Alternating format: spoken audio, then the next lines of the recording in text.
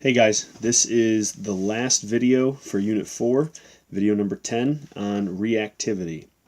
So let's dive right in. We're going to be on page 22 in your notes.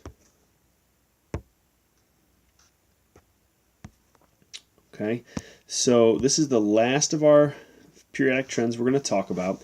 After this, it's up to you guys to go back and study them, know them. It's a lot of terminology, a lot of concepts, so get a lot of practice before you go ahead and move on and try to take your quizzes and things. Okay, know your vocab. Vocab is going to be critical. And again, it's not just leaving it here in this unit, we're going to be using it from here on out the rest of the year. So reactivity, this is kind of what people think about when they think of chemistry, right? Oh, I'm going to do a reaction. Oh, something's going to blow up. As you guys have found out, it's not all about blowing things up.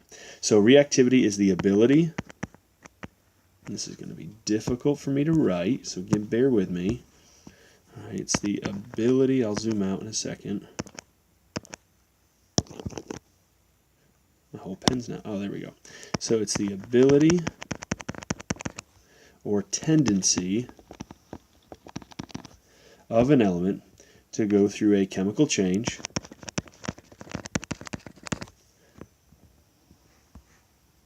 or react with another element. Okay, so metals, we've already talked about this, they're losers when it comes to electron, all right? They are losers. They want to lose those valence electrons. They're very happy to give those up, whereas nonmetals, they will not give them up. They're kind of bullies, all right, when it comes to electrons. They will do anything and everything to keep them. So one thing you've got to think about, okay, it's kind of two separate categories, is you have metals, so metal reactivity, and you have non-metal reactivity. All right, so you cannot compare metals to nonmetals, okay? You cannot compare them, so kind of keep that in two separate categories. So we'll start with metals first. Metals, remember, if you recall, the most reactive metal is francium. You guys should have already watched. If you haven't watched it, go and watch it.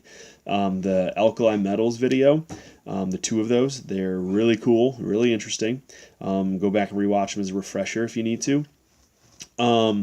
So when we talk about metal reactivity, as we go across a period, reactivity actually decreases. And if you think back to our arrangement of the periodic table, we talked about the transition metals. Those are pretty common. You find those in nature. They're not bonded to anything else. They're pretty stable. Okay, they're not reacting a lot.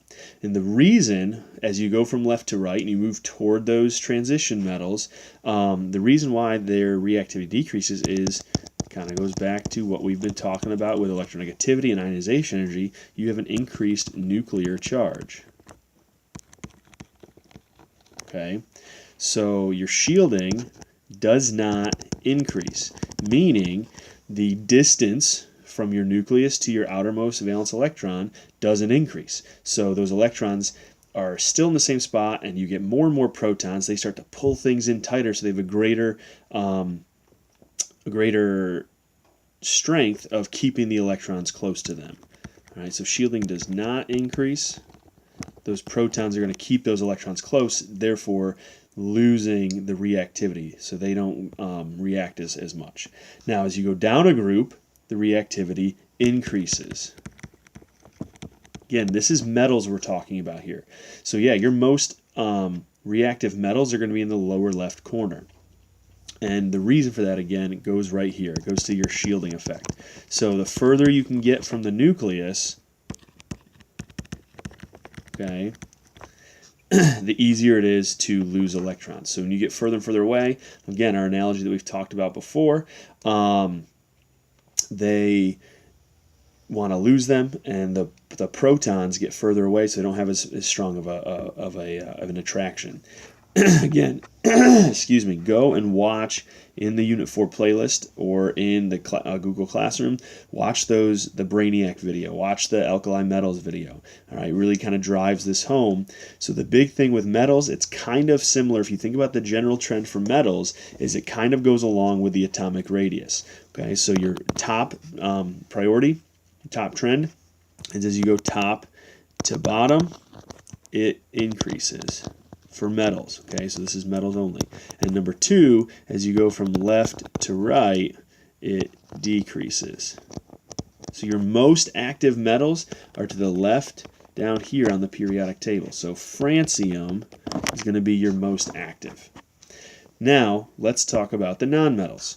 Okay, so nonmetals, the most reactive, which again, this is kind of in parentheses. It's not reactive like the metals are, but it's active because it's trying to hold on to their electrons. So when we talk about nonmetals, it's all about holding their electrons. They want to keep them in. They're bullies with it. They want to keep those, whereas the metals, they're going to lose it. They're readily giving them away, so they're going to react and blow up because they're, hey, take this electron from me.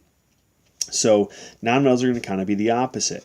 Their horizontal trend is more important. So as we go across a period, it increases, meaning they get more and more active, holding on to their electrons until you get to the noble gases. Now, this should make sense to us. The noble gases, they are unreactive because, again, they're stable. They already have 8. Okay, they already have 8 valence electrons. So all the other ones besides the nonmetals, the reason as you go from left to right is that increased nuclear charge.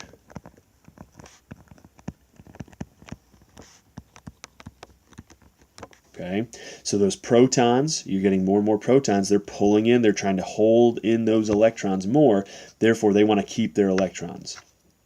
Your shielding does not increase as you go from left to right. You should hopefully know that by now, is that shielding only increases as you go down. It stays the same as you go from left to right.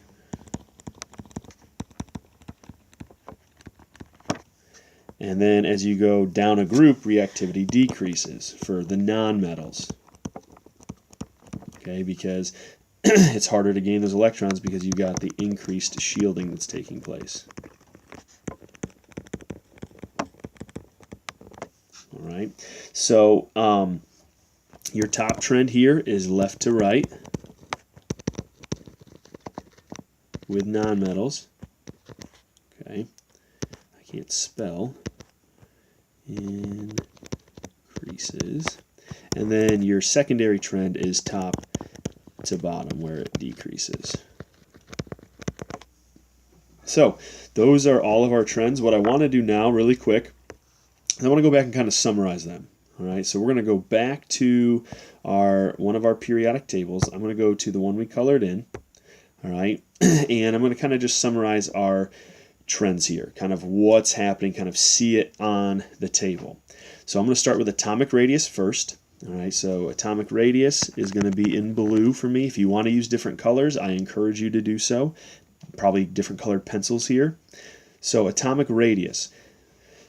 As we go down a group, this is our first one. That's the most important one for atomic radius. It increases as you go down, and it decreases as you go from left to right. So this is where the biggest atomic radius is. All right. So this is where atomic radius is biggest, is down here in the left. So francium would be our biggest in terms of atomic radius. All right. So small to large. In class, ask me how to remember them. I got some arm motions that they're corny, they're cheesy, but they help. That's one thing students tend to remember and do on their Regents exam. So now I'm going to do all the other ones are going to be very similar. So we're going to do electronegativity next. That's going to be in red for me. Electronegativity increases as you go across to the right, and it increases up here.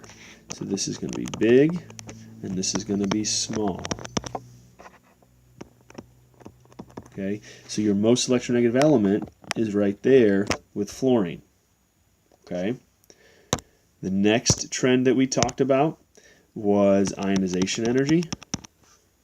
Okay, it's going to follow electronegativity. It's going to be the same spot up here like that. So fluorine also is going to have, actually, I'm sorry, fluorine is not going to have the highest electronegativity. Helium will, because again, it's stable. It definitely does not want to lose any electron. So for ionization energy, helium is going to have the highest value. All right, so those are kind of the big three. So now let's talk about the reactivity. So your most active metals, so reactivity, your most reactive metals down here. All right, this is where it is. So as you move to the right, I'm going to go like this, I'm going to go like this, biggest, small, okay? And then your nonmetals, I'm going to do in green.